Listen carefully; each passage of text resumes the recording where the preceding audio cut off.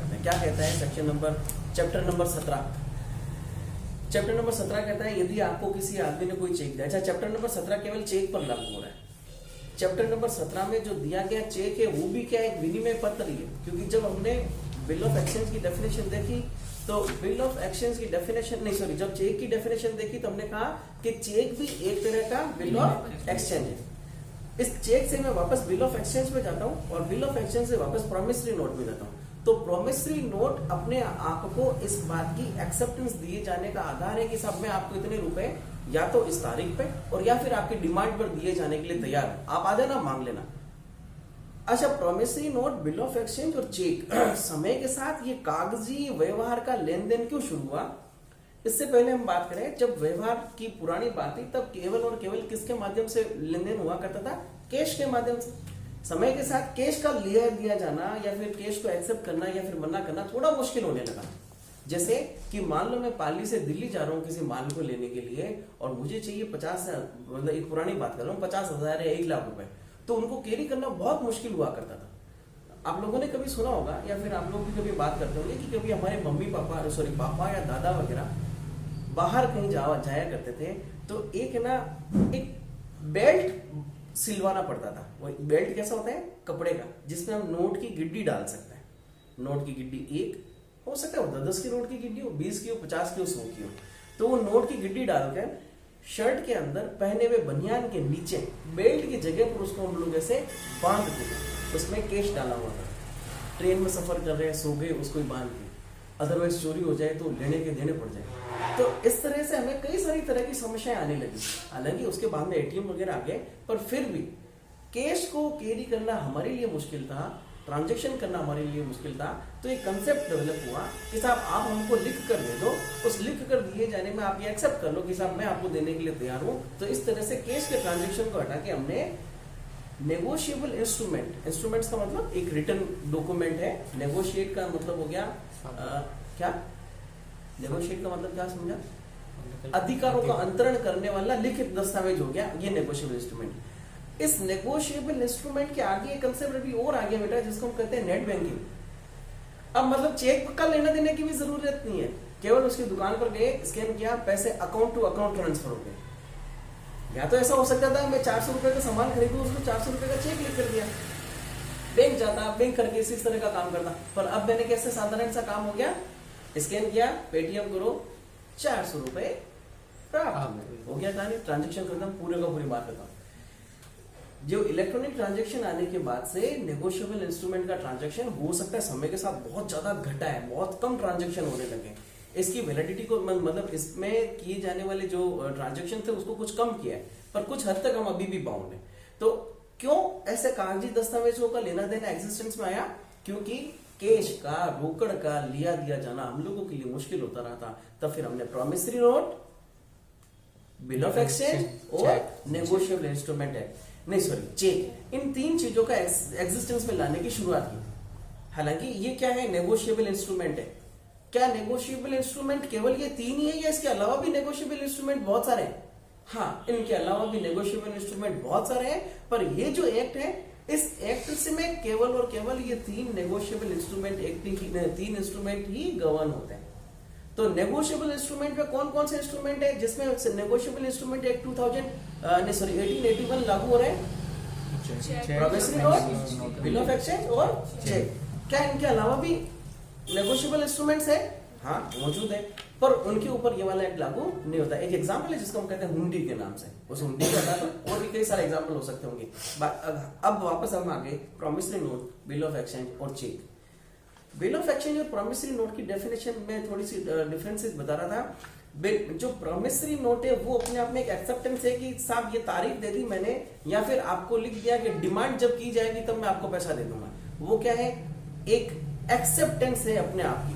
जबकि bill of exchange क्या है बेटा? एक ऑर्डर है।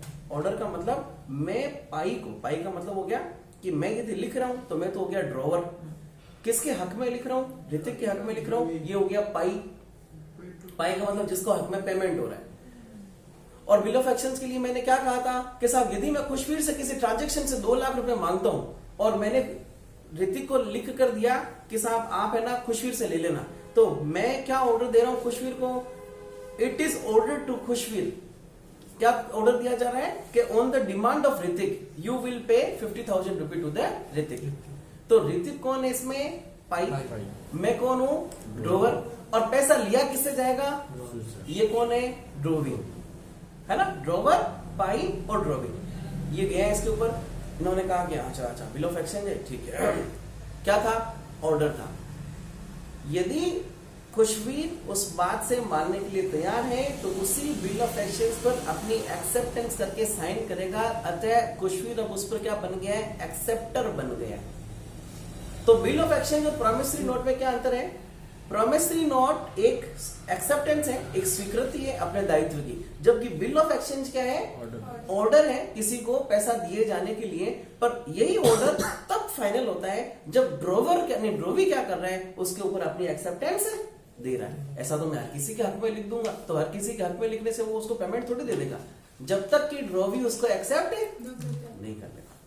तो सेम इसी तरह की बात पर आगे आओ कि चेक, क्योंकि एक प्रकार का बिल ऑफ एक्सचेंज है, तो चेक भी क्या है, एक प्रकार का ऑर्डर है। क्या है, तो ये ऑर्डर किसको दिया जा रहा है।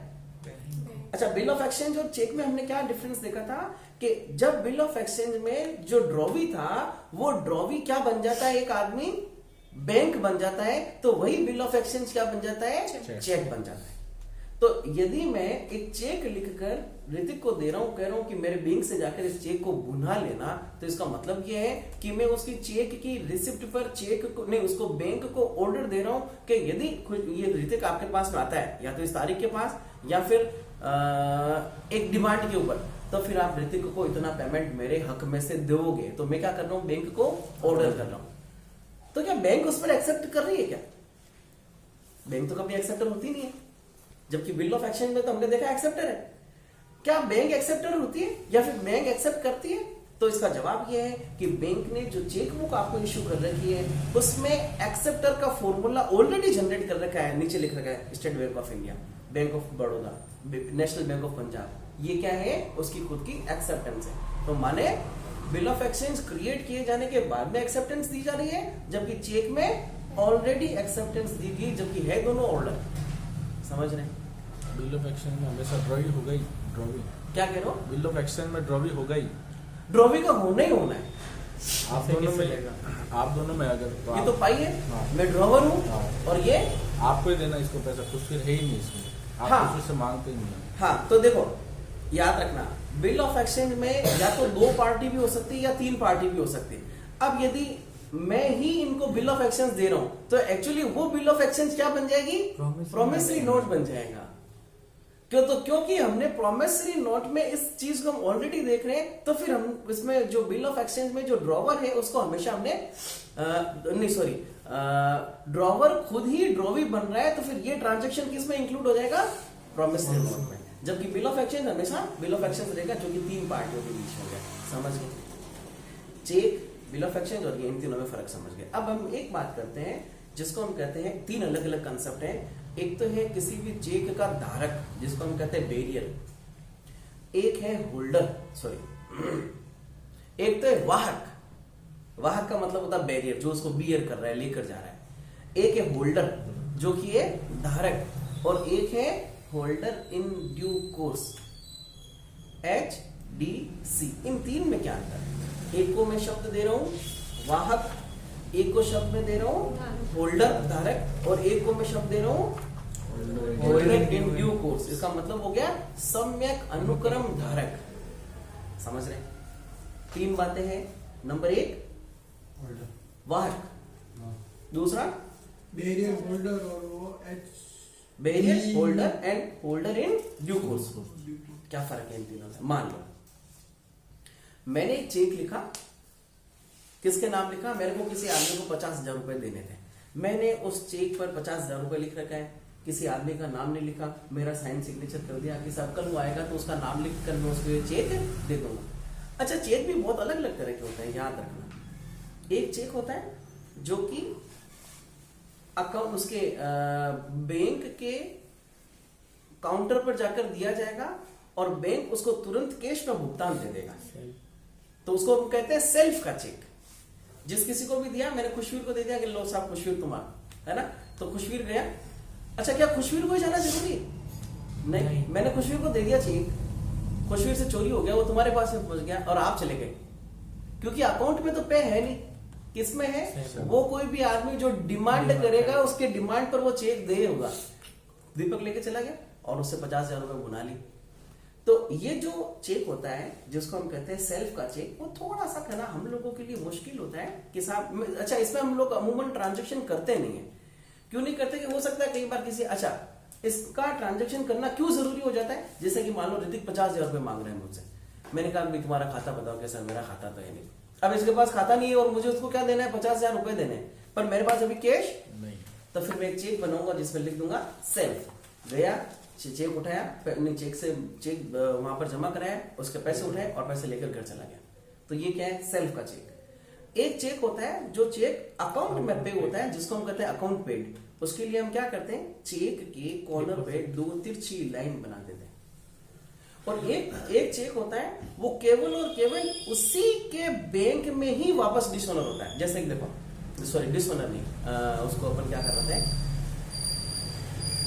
ओनर का मतलब आदरण करना है। एक तो हुआ मैंने अकाउंट पे कर दिया, इसको दे दिया, जरूरी नहीं। अच्छा मेरा खाता था SBI में और इनका खाता है बैंक ऑफ बड़ौदा में, तो जरूरी नहीं है कि इनका खाता SBI में हो, इनका खाता बैंक ऑफ बड़ौदा में हो सकता है, इनका खाता state bank of India SBBJ, हालांकि SBBJ हट चुकी है, ICICI में हो सकता है, कुछ भी हो सकता है। ये जाने इनका काम जाने, वो किसका था? अकाउंट पे, है ना, किसी भी अकाउंट में हो सकता है। एक चेक होता है जिसमें मैं लिखूंगा कि साहब ये जो चेक है वो केवल SBI के खाते से ही बुनेगा।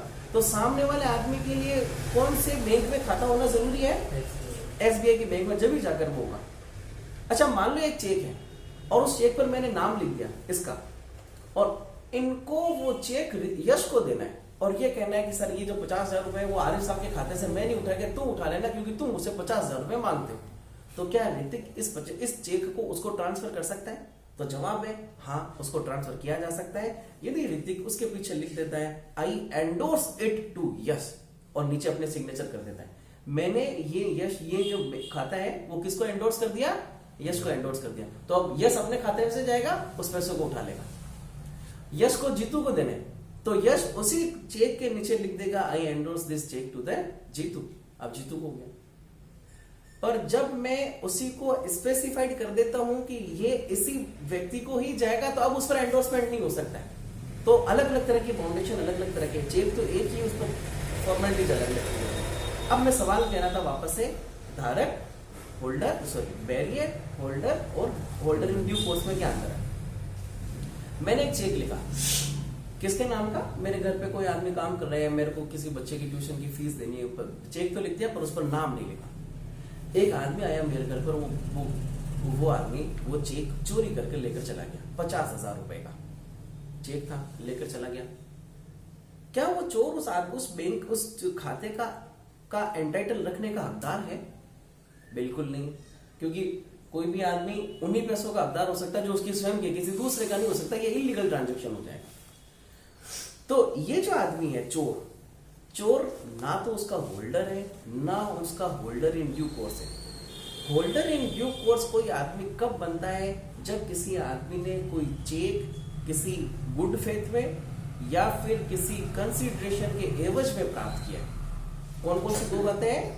गुड फेथ या किसी कंसिडरेशन के एवज में प्राप्त किया है, वही आदमी होल्डर इन ड्यू कोर्स बनता है। तो इस चोर ने क्या किया?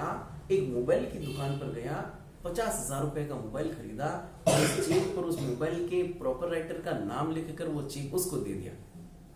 तो चोर हालांकि इसका ना तो होल्डर है ना होल्डर इन ड्यू कोर्स है, केवल बैरियर है, केवल उसका वाह है कि इधर से इधर ले जा रहा है वो, ठीक है ना। जिस आदमी को दिया गया है मोबाइल खरीद कर, तो उसने किसके एवज में दिया इसको? कंसिडरेशन के एवज में। किस फेथ में दिया? गुड फेथ में।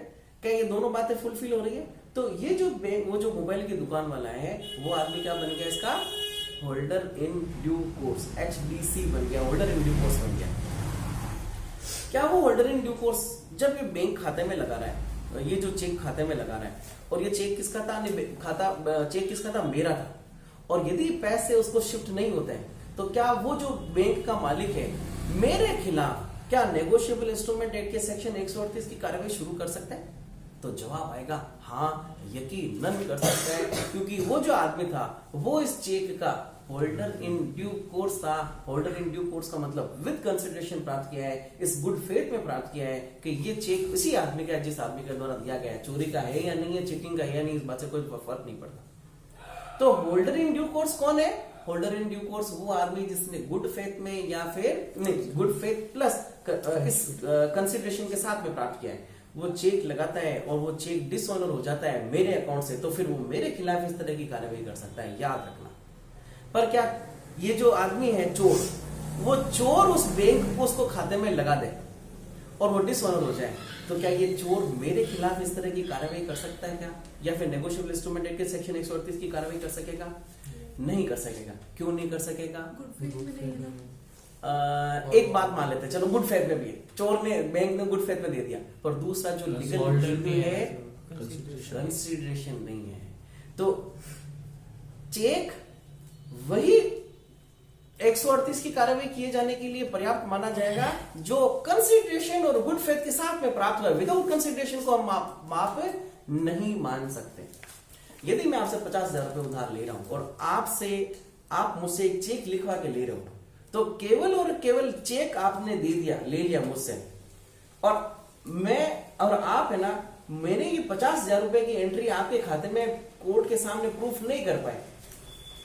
भाई एक तो क्या होगा कि जब मैं 50,000 रुपए खुशवीर से उधार लूंगा, तो कैश उधार ले लिया मैंने, और मैंने खुशवीर को एक चेक दे दिया, तो साहब जाओ मजे करो, 1 लाख रुपए नहीं 50,000 रुपए का चेक दे दिया। खुशवीर गया 50,000 रुपए भुनाने के लिए, मैंने क्या ले रखा, उससे कैश ले रखा है, 50,000 रुपए भुनाने के लिए गया, चेक ने डिसऑनर कर दिया कि ये तो फटीचर आदमी है, इसके पास तो कभी कोई खाते में पैसा है ही नहीं, और चेक ने बैंक ने उसको मना कर दिया। अब क्या खुशवीर मुझसे वो 50,000 रुपए मांग सकता है? मांग सकता है, बिल्कुल मांग सकता है, पर प्रूफ कैसे करेगा? ना तो कोई लिखत है और ना खुशवीर ने कोई पैसा मेरे खाते में ट्रांसफर किया है जिस पैसों के बारे में खुशवीर बता सके कि सर देखो ये 50,000 रुपए की एंट्री वो है जो मैंने आरिफ साहब के खाते में ट्रांसफर की थी। नहीं, तो इस चीज को हम लोग अप्रूव नहीं कर पाएंगे। चेक तभी, अच्छा क्योंकि कंसिडरेशन प्रूफ नहीं हो पा रहा, चेक तभी उसमें 138 की कार्रवाई में आएगा जब कंसिडरेशन प्रूफ होगा, और कंसिडरेशन प्रूफ करने के लिए क्या होगा, जब ऐसा चेक आ रहा है उसके बाद 500 रुपए के स्टाम्प पर हम दोनों के बीच में लिखित साइन हो रहा है कि साहब आरिफ साहब के द्वारा 50,000 रुपए मेरे द्वारा मांगे जाने पर इतने रुपए ब्याज के साथ में इनसे वापस भुगतान करूंगा, तो ये क्या आ गया है, कंसिडरेशन का एक लिखित चिट्ठा आ गया है जिसको हम डॉक्यूमेंट कोर्ट में प्रोड्यूस कर सकते हैं। वापस कहानी क्या बता रहा था मैं, होल्डर इन ड्यू कोर्स, ये वाली कहानी क्यों आई थी? अच्छा, होल्डर इन ड्यू कोर्स होने की, अच्छा चोर की बात चल रही थी। चोर मेरे खिलाफ कार्रवाई क्यों नहीं कर पाएगा? क्योंकि वो कंसिडरेशन नहीं है। क्या चोर धारक है, होल्डर है? हाँ, नहीं, चोर होल्डर भी नहीं है। चोर ना तो होल्डर है ना होल्डर इन ड्यू कोर्स है, केवल और केवल क्या है, वो बेरियर है। अच्छा, बेरियर और कैसे हो सकता है? एक चेक था जो मेरे नाम पे था और जो मेरे अकाउंट में पे ही था, मैंने ऋतिक को दे दिया कि ऋतिक एक काम करो, जाकर बैंक में लगा दो, जो कि खाता ट्रांसफर मेरे नाम से आ जाएगा। क्या ये होल्डर बन गया? होल्डर नहीं, होल्डर केवल वही आदमी है जो उसको क्या कर सकता है, चेक में भुनाने का हकदार आदमी हो जाए, और होल्डर इन ड्यू कोर्स वो आदमी है जो चेक में डिसऑनर होने के बाद में मेरे खिलाफ कार्रवाई कर सकता है। जैसे होल्डर कौन हो सकता है और होल्डर कौन हो सकता है? जैनब के घर पे मैं शादी के लिए गया, किसी की परिवार में किसी की शादी हो रही हो, और मेरे को कुछ पैसे वो खुशी में गिफ्ट पेपर लोग देते ना, बान में देते ना, वो देना, लिफाफा देना है। लिफाफा देने के लिए मेरे पास पैसे थे नहीं, पर गजनी फिल्म की तरह मैं भी आमिर खान की तरह जेब में चेक बुक लेकर घूमता रहता हूँ। मैंने निकाली अपनी चेक बुक और एक 50,000 रुपए साइन करके दे दिए कि साहब लो, आप मेरी तरफ से इसको गिफ्ट ले लेना। जैनब ने ये प्राप्त किया है मुझसे, वो धारक है या नहीं? होल्डर तो है, पर क्या कोई चेक की कार्रवाई सेक्शन नंबर 138 में किसी ऐसे पर हो सकती जो गिफ्ट के रूप में दिया गया है?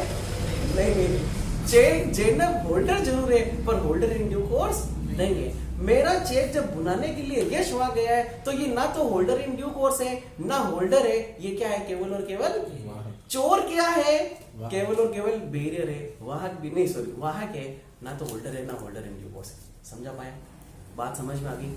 अब जब अपन की जो चेक की बातें पढ़ेंगे ना, तब उसमें पता चलेगा कि साहब क्या चेक कौन सा आदमी बुलाने के लिए दे सकता है, क्या बेरियर दे सकता है, क्या होल्डर दे सकता है, क्या या बेरियर नहीं sorry holder in due course देगा, कौन कौन देगा। अच्छा, एक कहानी और देखते हैं जो अपन एक सेक्शन में देखना भूल गए थे। सेक्शन नंबर 13 में जब हमने देखा था नेगोशिएबल इंस्ट्रूमेंट की डेफिनेशन,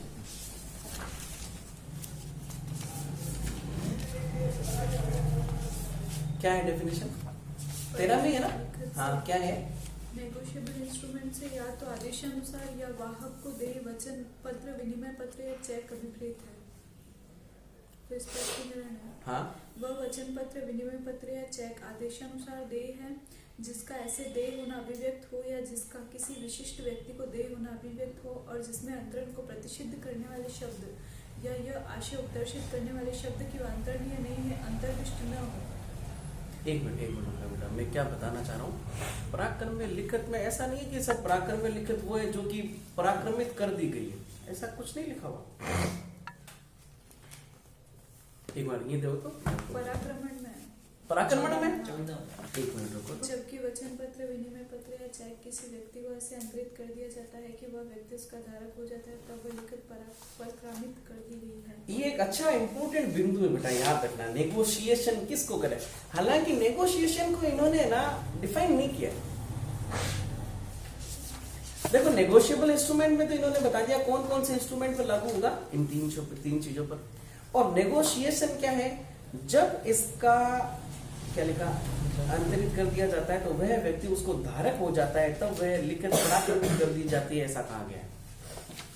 इसका क्या मतलब है? मैंने चेक दिया यश को, वही वाली बात कि साहब ये चेक है, तुम कोर्ट में नहीं बैंक में जाकर भुना कर आ जाओ, ये पैसा किसके खाते में आ जाएगा? मेरे खाते में आ जाएगा। उस वक्त ये क्या है? केवल और केवल वाहक है। मैंने यश को नहीं ऋतिक को कह दिया कि एक काम करो, ये जो 50,000 रुपए वो तुम्हारे खाते में ले लेना, इसमें तुम्हारा नाम लिख देना।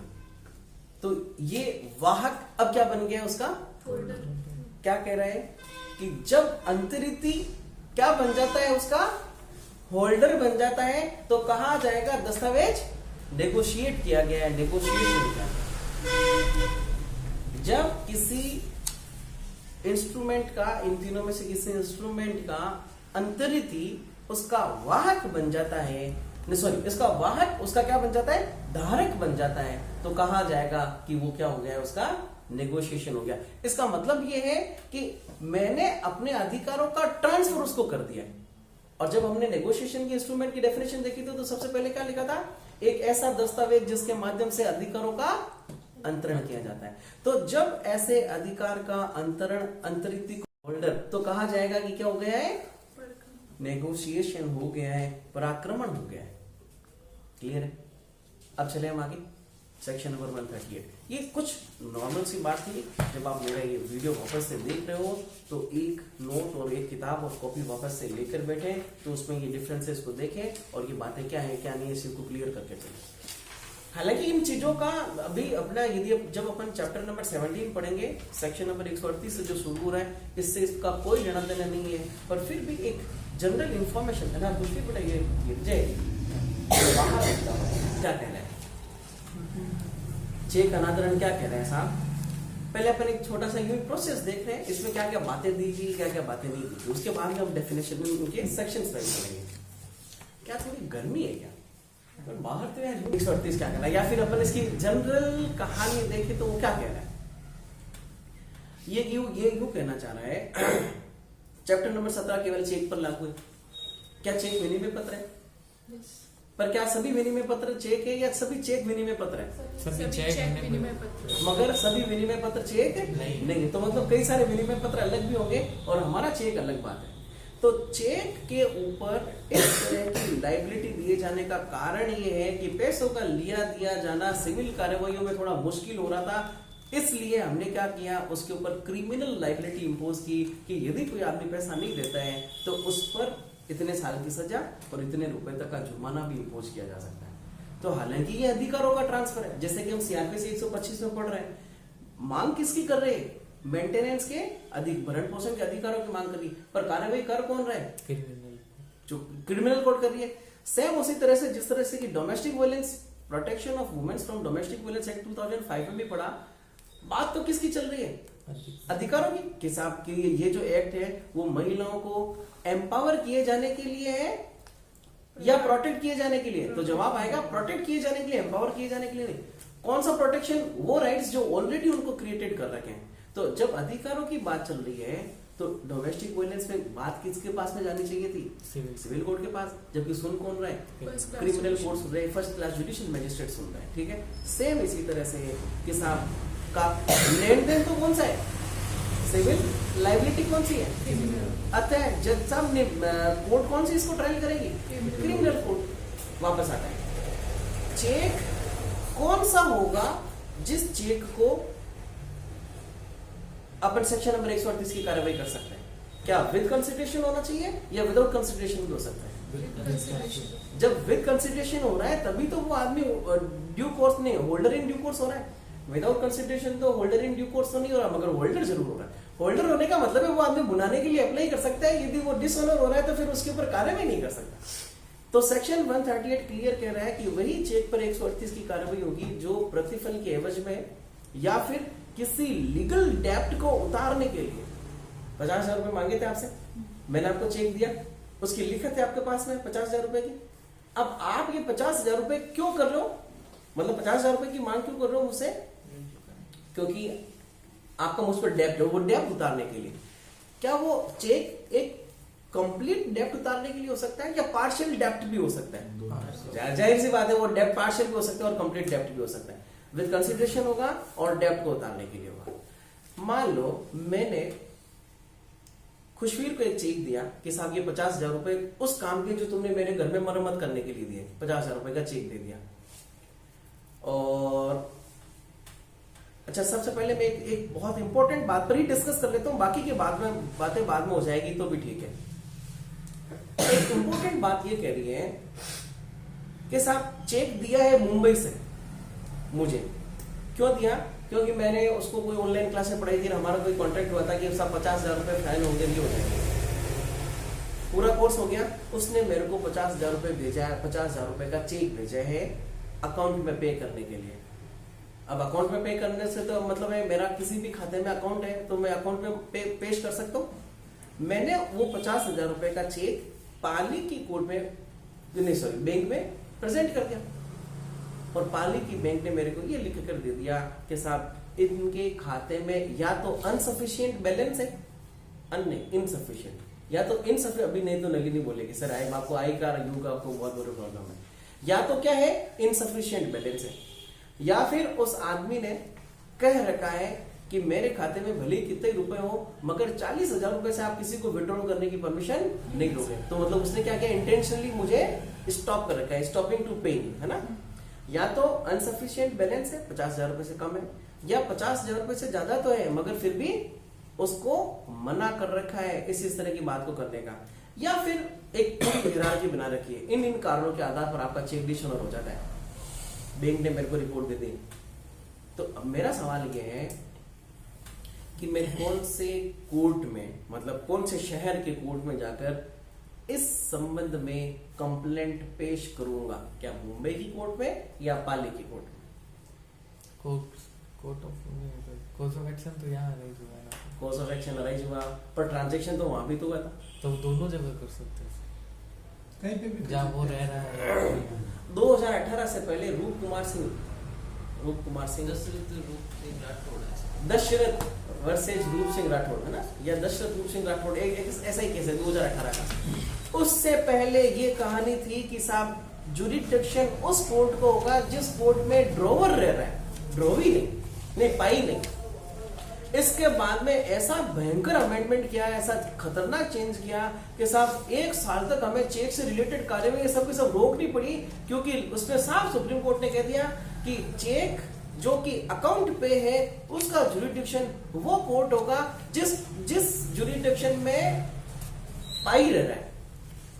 तो पाई कौन हूं मैं इस मामले में? मैंने कहा किया था पाली के कोर्ट में, तो जुरिडिक्शन कौन सी कोर्ट को होगा? पाली की कोर्ट को। पहले कौन सी कोर्ट को था? मुंबई। पर जब सुप्रीम कोर्ट की गाइडलाइन आई तो पूरे देश भर में जो भी केसेस ड्रॉवर के जुरिडिक्शन में थे वो सब की सब फाइलें किसे शिफ्ट की गई? पाई के जुरिडिक्शन वाले केस। तो एक सवाल ये कि साहब यदि जहां पर चेक अकाउंट पे है तो अकाउंट पे की स्थिति में चेक डिसऑनर हो जाता है। अच्छा, डिसऑनर का मतलब क्या है? यस, चेक डिसऑनर का क्या मतलब होता है?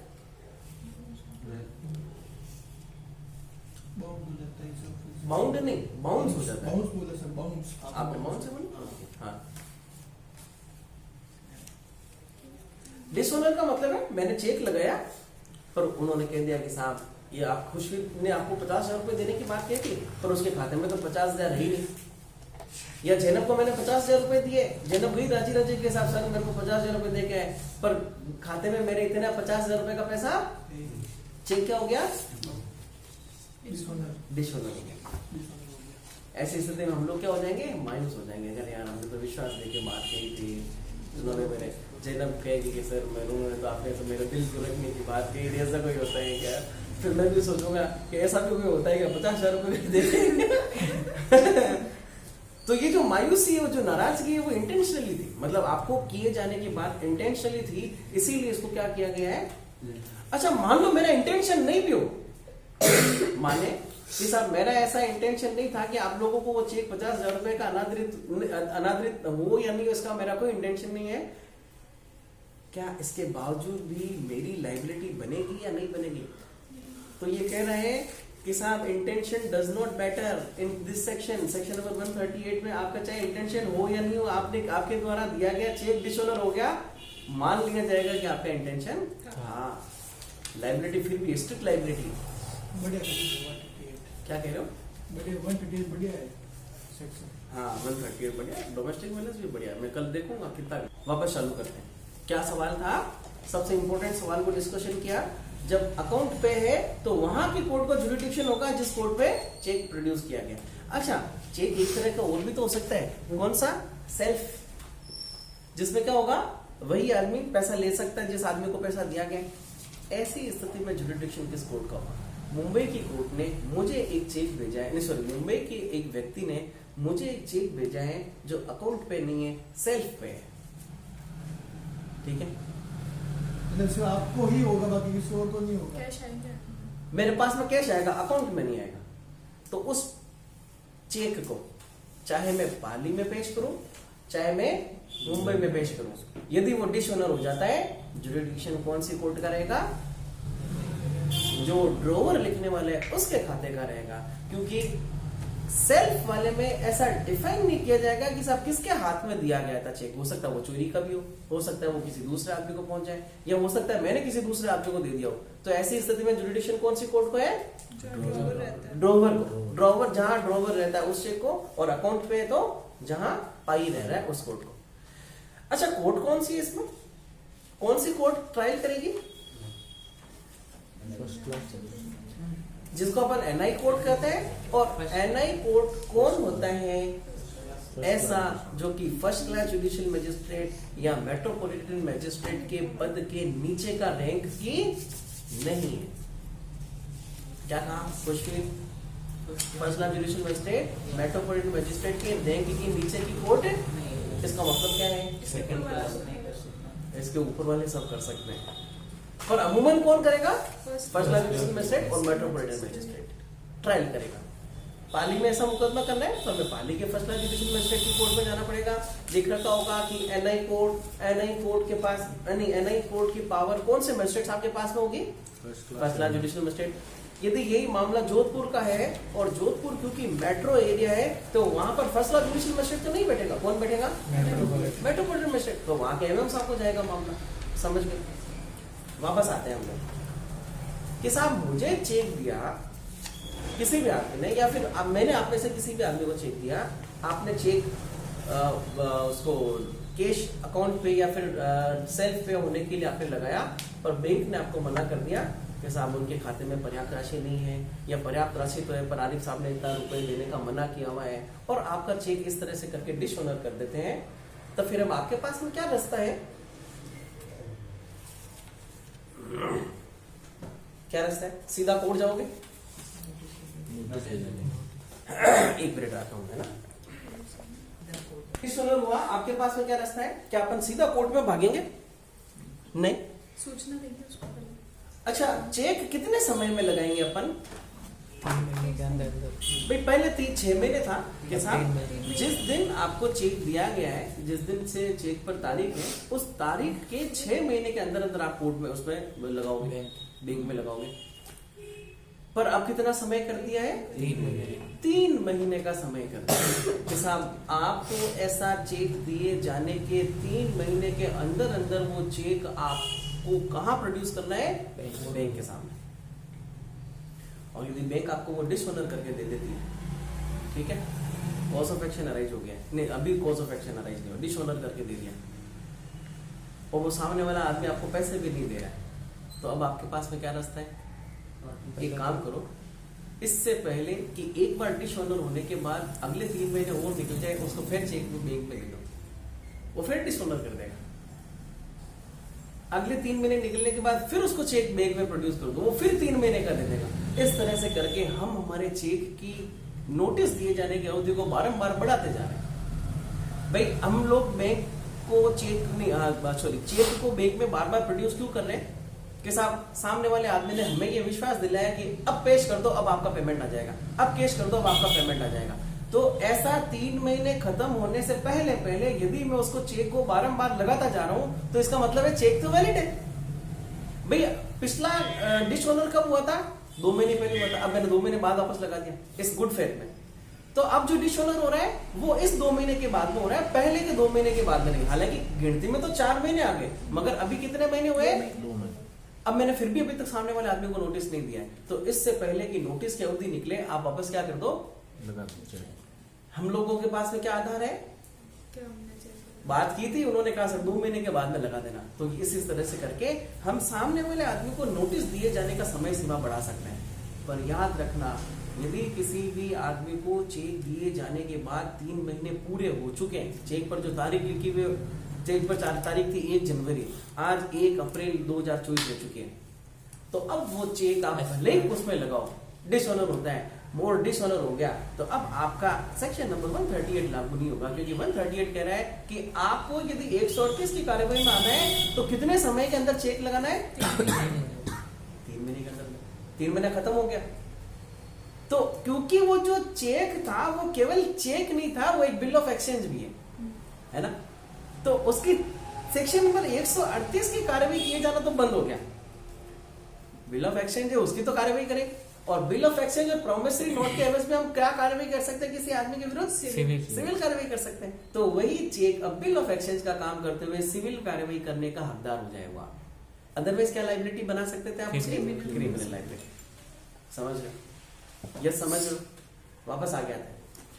यदि तय समय में चेक मैंने कोर्ट में प्रोड्यूस, सॉरी बैंक में प्रोड्यूस कर दिया और उसने डिसऑनर कर दिया, तो अब हमारे पास में क्या ऑप्शन है? क्या हम सीधा कोर्ट भागेंगे? ऐसी सूचना बैंक से प्राप्त होने के बाद 1 महीने का समय रहेगा या 15 दिन, 1 महीने का समय, 1 महीने का समय रहेगा आपके पास क्या करने के लिए? जिसके द्वारा आपको चेक दिया गया है उसको ये सूचना देने का कि साहब आपने जो हमें चेक दिया था वो चेक डिसऑनर हो गया, या तो आप मुझे मेरे पैसे लौटा दो, और नहीं तो फिर मेरे पास में सिवाय कोर्ट के जाने का कोई बात नहीं रहेगी। कितने समय? 30 दिन। 3 महीने में तो हमें बैंक में चेक लगाना है। चेक के अनादृत होने की सूचना प्राप्त होने के बाद हमारे पास 30 दिन है, अगले 30 दिन। कब से? अनादृत होने से। अनादृत होने से नहीं, अनादृत होने की सूचना प्राप्त होने से हमारे पास 30 दिन है। क्या करने के लिए? मांग कर सकते हो। मांग कैसे देंगे? हम उसको नोटिस भेजेंगे क्या कि आपने फला फला व्यवहार में 50,000 रुपए का भुगतान किए जाने की बात मुझे की, एक विधिक कंसिडरेशन था, एक विधिक प्रतिफल था, उसके एवज में आपने मुझे चेक दिया, चेक में लिखी हुई तारीख के मद्देनजर मैंने इतने समय के अंदर चेक को कोर्ट में प्रोड्यूस कर दिया, और बैंक में प्रोड्यूस कर दिया, बैंक ने अनसफिशिएंट 12-13 ग्राउंड है, उनमें से किसी भी एक ग्राउंड को होते हुए क्या कर दिया? उसको डिसऑनर कर दिया। अतः मुझे आपसे निवेदन है कि आप मुझे मेरा पेमेंट वापस से लौटा दें। 30 दिन के अंदर यदि वो सूचना दे देता है कि यार लिखित में कि सर 20 दिन रुक जा, 20 दिन के बाद में ये चेक वापस लगा देना, मेरा पैसा नहीं, आपके खाते में आपका पैसा आ जाएगा। तो ऐसा करके उसने क्या किया है, रिटर्न में एक्नॉलेजमेंट दे दिया। हमने देखा था इंडियन लिमिटेशन एक्ट में कि यदि कोई आदमी लिख कर दे देता है तो अच्छा मतलब कोर्स ऑफ एक्शन खत्म होने से पहले, अभी तक तो कोर्स ऑफ एक्शन अराइज हुआ ही नहीं है, उससे पहले यदि उसने मुझे लिख कर दे दिया है तो अब उसी चेक की मियाद बढ़ गई है। उसने जितने दिन का कहा है उतने दिन बाद में मैं कोर्ट में उसको बैंक में वापस से लगा दूंगा। उसने कहा 2 महीने बाद, तो मैं 2 महीने बाद लगा दूंगा, पर 3 महीने से ज्यादा की तारीख नहीं होगी, क्योंकि बैंक उसको कोर्स ऑफ एक्शन चेक के दिए जाने से 3 महीने के अंदर ही हमको देना रहेगा। तो उसने यदि लिख कर दिया कि 2 महीने बाद में लगा देना है, अभी मैं पैसे की व्यवस्था नहीं कर पाया। अच्छा, ये जो एक्ट है उसका नाम नेगोशिएशन इसीलिए है कि हम उतार चढ़ाव कर सकते हैं, भावताव कर सकते हैं। किसी भी आदमी पर क्रिमिनल लायबिलिटी डायरेक्ट से तय नहीं होगी। सामने वाले आदमी ने कहा कि 2 महीने रुक जाए, मैं बिल लिख कर दे देता हूँ, 2 महीने के बाद आप कोर्ट में प्रोड्यूस कर देना। तो अब आप सीधे अभी कोर्ट नहीं जाओगे, कहाँ जाओगे? 2 महीने के अंदर अंदर बैंक आपको पैसा दे देता है तो आपका मामला बन गया। नहीं देता है तो फिर वापस कार्रवाई करो। वापस क्या हो गया है, सूचना दे दो। कितने दिन के अंदर? 30 दिन के अंदर अंदर। कहां से ये 30 दिन की गणना शुरू होगी? जब से हमें पता चला है कि चेक डिसऑनर हो गया। हालांकि बैंक थोड़ी सी निकृष्ट होती है इस मामले में, वो सूचना देती नहीं है। हम गए बैंक में, कहा कि साहब हमारा चेक आया नहीं, तो बैंक कहेगी अरे वो तो डिसऑनर हो गया। कल कितनी तारीख हो गई? 5 दिन पहले डिसऑनर हो गया। क्या सूचना क्या तो आपको आकर देखना था। डिसऑनर हुए जाने की तारीख जो उसके ऊपर पड़ी है उसी को ही डिसऑनर होने की सूचना माननी पड़ेगी हमें, है ना। तो दे दिया हमने नोटिस। कितने दिन के अंदर नोटिस दिया? 30 दिन। किसके 30 दिन के अंदर? चेक के डिसऑनर होने के 30 दिन के अंदर सामने वाले आदमी को सूचना दे दी कि सर ऐसी सूचना प्राप्त होने के 15 दिन के अंदर अंदर मेरे पैसों का भुगतान करो, और यदि आप मेरे पैसों का भुगतान नहीं करते हो तब फिर कॉज ऑफ एक्शन अराइज हो जाएगा।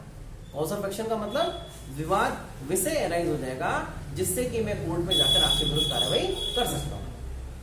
तो 3 महीने, 1 महीने और 1 महीने के अंदर। अच्छा, 1 महीने के अंदर अंदर, ऐसा नहीं है 1 महीना पूरा खत्म करना पड़ेगा। 1 महीने के अंदर आप उसको कभी भी भेज सकते हो।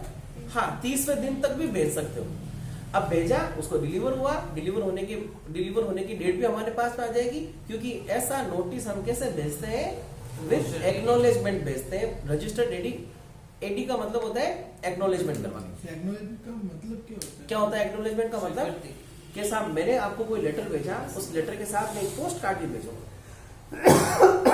सॉरी, उस पोस्ट कार्ड पर डाकिया क्या लिखवा के लाएगा कि साहब ये जो आपने लेटर भेजा था वो ऋतिक ने रिसीव कर लिया है। उसके ऊपर वो आपके साइन भी करवा लेगा। एक्नॉलेजमेंट के ऊपर करवाएगा, एक्नॉलेजमेंट। तो लेटर तो आपको दे दिया, और वो जो एक्नॉलेजमेंट लेटर था वो काम आएगा वापस मेरे पास। ठीक है सर, ठीक है। और वो दे देगी कि साहब ये देखो हमने इसको दे दिया। तो ये किसका प्रमाण हो गया मेरे पास? मेरे नोटिस की डिलीवरी उसको हो चुकी है। ऐसे नोटिस की डिलीवरी होने के 15 दिन के अंदर अंदर यदि ऋतिक मुझे मेरे पैसे दे देता है तब तो ठीक है, और यदि ऐसी नोटिस की डिलीवरी होने के 15 दिन बीत गए और उसने मुझे पैसा नहीं दिया तो कहा जाएगा अब कॉज ऑफ एक्शन अराइज हुआ है। क्या अराइज हुआ है? Cause of action. Cause of action.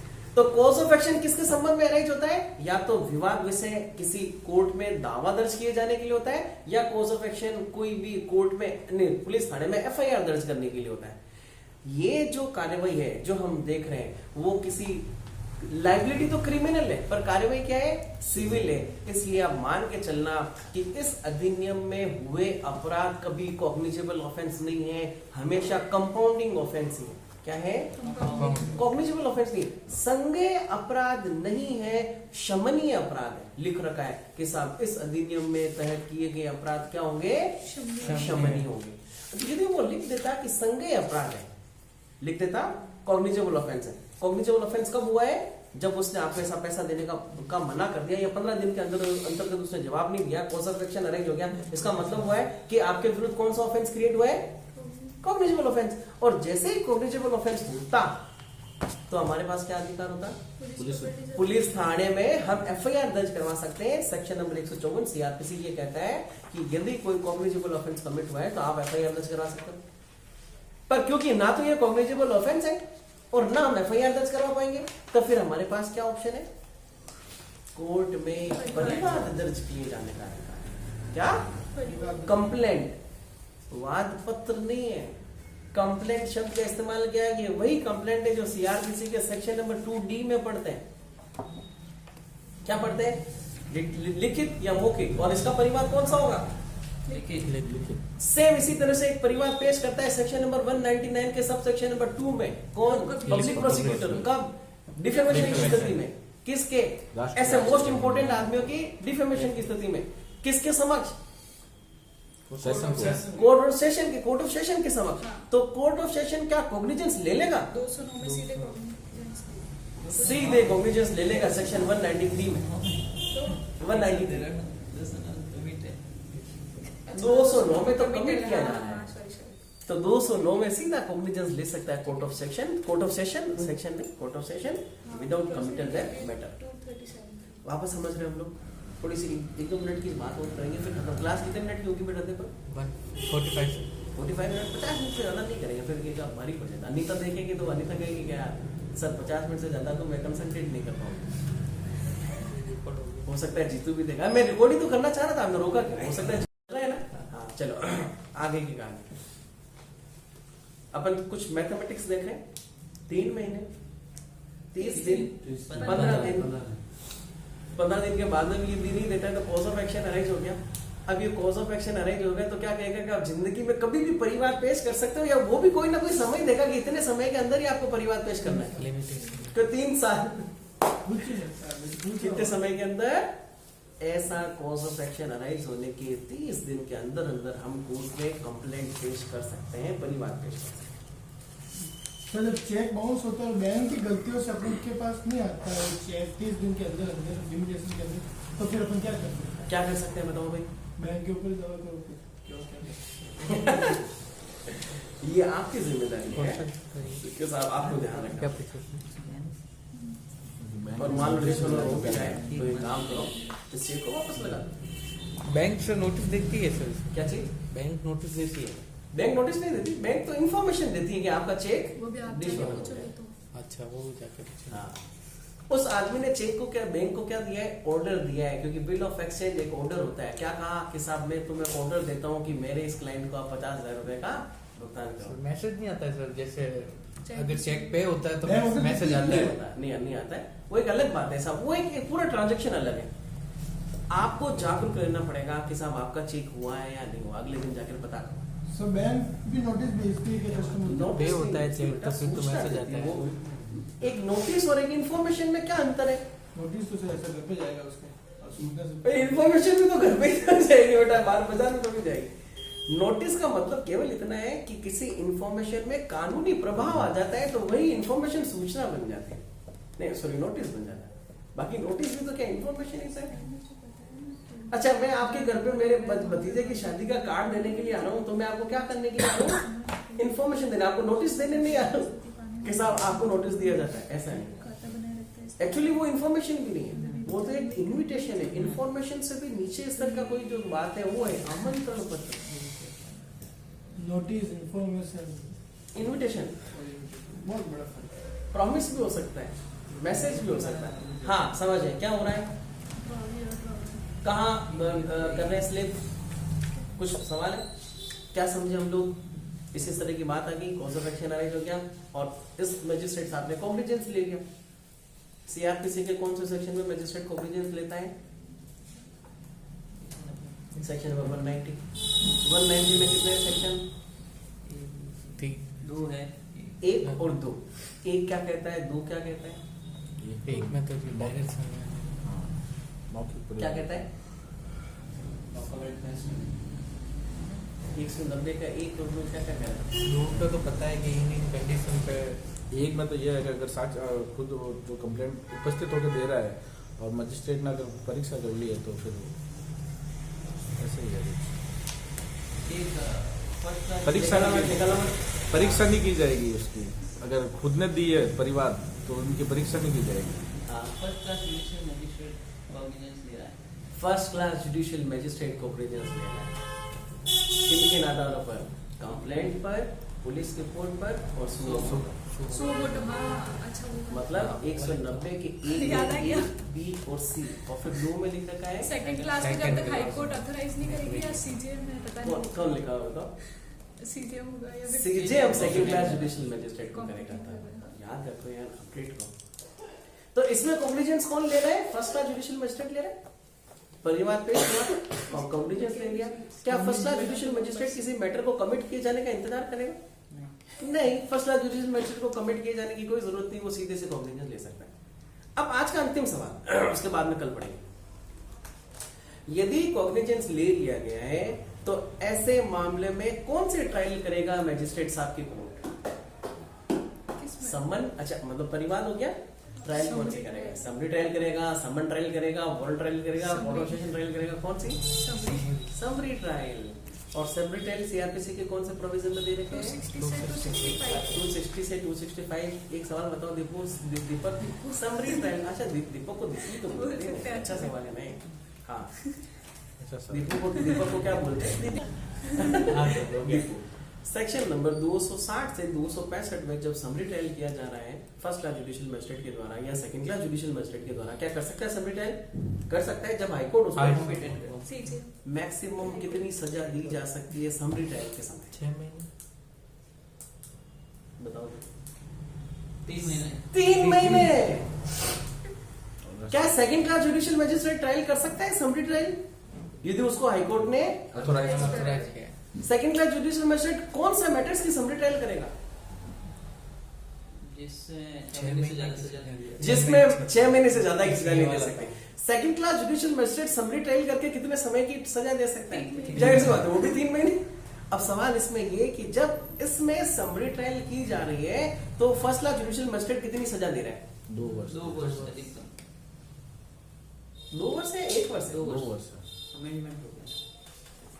138 में 2 और वर्ष। जितना जुर्माना दे रखा है उसका नहीं, मतलब चेक जितना साथ चेक डबल उसका राशि। डबल। अर्थदंड से 2 गुना कर और देखो तो सजा 2 वर्ष लिखी हुई है 2 वर्ष। पक्का। 138 में 138 में extend to 2 years। ठीक है, मैं इसको अभी तक 1 साल समझ रहा था। 2 साल तक की सजा और जितना रुपए का दिया हुआ है उसका दुगुने तक का जुर्माना भी दिया जा सकता है। अभी भी कुछ बातें इंपॉर्टेंट करनी बाकी है, कर सकते हैं, पर समय कितना हुआ है? 8:45 होना 8:40 पर अब लेट हो जाएंगे, अब बंद कर।